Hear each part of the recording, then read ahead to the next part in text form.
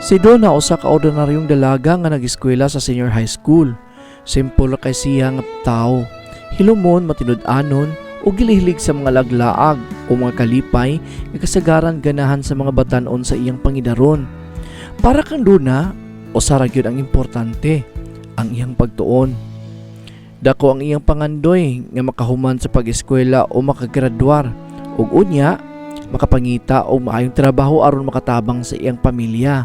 Mao nga bisan usahay dapiton siya sa iyang mga higala nga manglaag, iyang tubag permi, sunod na lang daghan pa kog tun-anan. Tungod sa iyang kakugihan nahimo siyang usa sa pinaka-bright sa ilang klase. Kanunay siyang naa sa top sa mga eksaminasyon o kasagaran siyang unang tawgon sa mga teachers aron maoy mo represent sa ilang school kung adunay mga school competition. Apan dili lang kay ang iyang kaalam ang napakapabantog kaniya sa campus. Guwapa kaayo si Donna.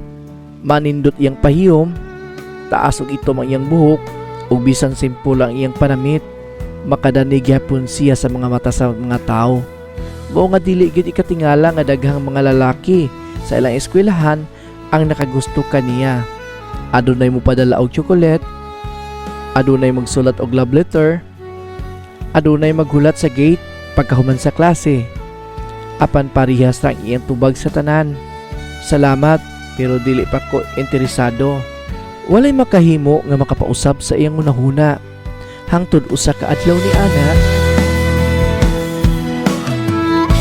usa ka buntag nagdali-dali si Donna padulong sa library kay aduna assignment nga kinahanglan niyang humanon. Tungod sa iyang pagdali-dali, wala niya na matikdi ang usa ka lalaki nga gikan sa pikas direksyon. Nagkabangga sila.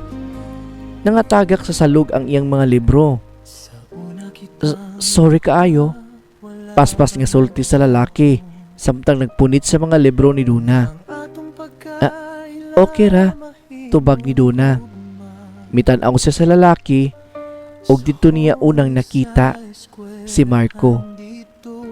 Simple ra ang iyang itsura.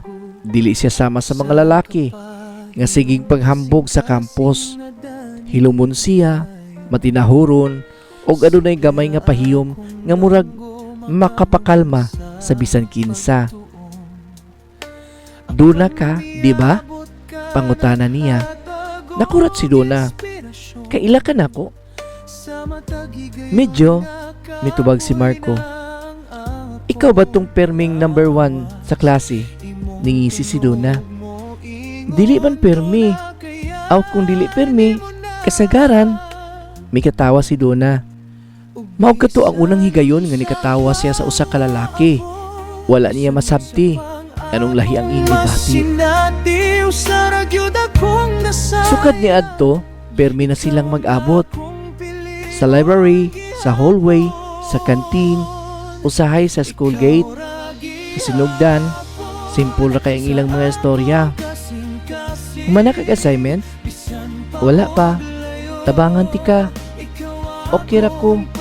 Apan samtang nang labay ang mga adlaw, nahimo silang suod. Nahibalo si Marco nga ganahan si Donna og hilom nga lugar samtang nagtuon. Nahibalo usab si Donna nga ganahan si Marco og music ug hilig siya magsulat og mga kanta. Usa ka hapon samtang nagtuon sila sa library, nakatulog si Donna nga naghukdong sa iyang libro ibabaw sa lamisa. Wala siya pukawan ni Marco. Gikuha lang niya ang iyang jacket ug hinay nga gitabon kini sa abaga ni Donna. Pagmata ni Donna nakit-an niya ang jacket. Imo ni? O ako ka na. Nganong itabunan man ko nimo? Kay gitugnaw ka. Mitan-aw si Donna kaniya. Giunsa man yung pagkibaw nga gitugnaw ko? Nisi si Marco. Kinagkurog ang imong mga kamot. Nahilom si Donna. Sayang kasing-kasing adunay gamay nga pagbati nga wala niya mahibalui kung unsa. Wala madugay na matikdan sa iyang mga amiga nga adunay na bag-o kang Donna. Donna, nganong sige naman kag smile karon? Wala man. Sure? Oo. Kamo nang Marco no? Namula ang naong ni Donna. Huy, ayaw mo ana. Nangatawa ang iyang mga amiga. Aw, maklaro na kaayo. Bansa kung kasing-kasing nakasaan. Sa pagkatinuod lang, bisan si Donna dili na makapanglimod. Kung makita niya si Marco sa hallway, dili na niya mapuga na iyang mga mata nga mopahiyom. Kung makadawat siya og simple nga good morning gikan kang Marco, murag mahimong nindot na dayon ang tibuok niyang adlaw. Ug sa unang higayon sa iyang kinabuhi, adunay taong nakapahuna-huna kaniya nga basin dili di ay sayop ang mahigugma. Kalimot ka kanako apan ang tinuod nga Usa ka hapon pagkahuman sa klase, nanglingkod silang duha sa usa ka bangko ilawom sa dakong kahoy sa school garden. Hilom ang palibot, hangtod miingon si Marco, "Donna? Pwede ko mangutana? Unsa man? Nganong wala man kay uyab?" Nagkatawa si Donna. "Kay wala ko'y panahon. Kung naa kay panahon, magita gyapon kong rason." Nagkatawa silang duha. Apan kalit nga mihilom si Marco. "Donna? Pwede ba ko mahimong rason?" Nahunong ang pahiyom ni Donna. Mitanaw siya kang Marco. "Unsa imong bot ipasabot?" Miginahawa og lawom si Marco. "Ganahan ko nimo, Donna." Nahilom ang kalibutan ni Donna sa pila ka segundo. "Dugay na? Nganong wala man ko nimo sulti Kay dili ko gusto nga ma-pressure ka. Kabalo ko nga importante kaayo nimo imong pagtuon. Dili ko gusto nga mamahimong babag sa imong mga pangandoy. Gusto ko nga mahimong tao nga mosuporta nimo." Nakahilak si Donna samtang nagstorya si Marco. "Dili ko mangayo nga pilion ko nimo imbis sa imong mga pangandoy. Gusto lang ko nga kumuabot ang panahon nga kapuyon ka na ako aron mo ingon nga kaya nimo."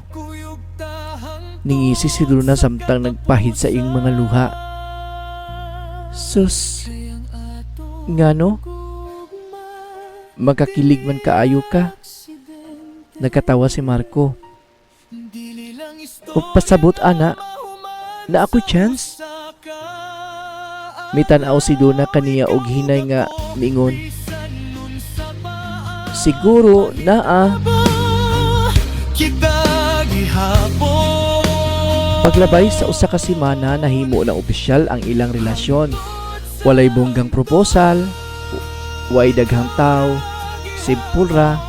Human sa klase, nanglakaw sila paingon sa gate.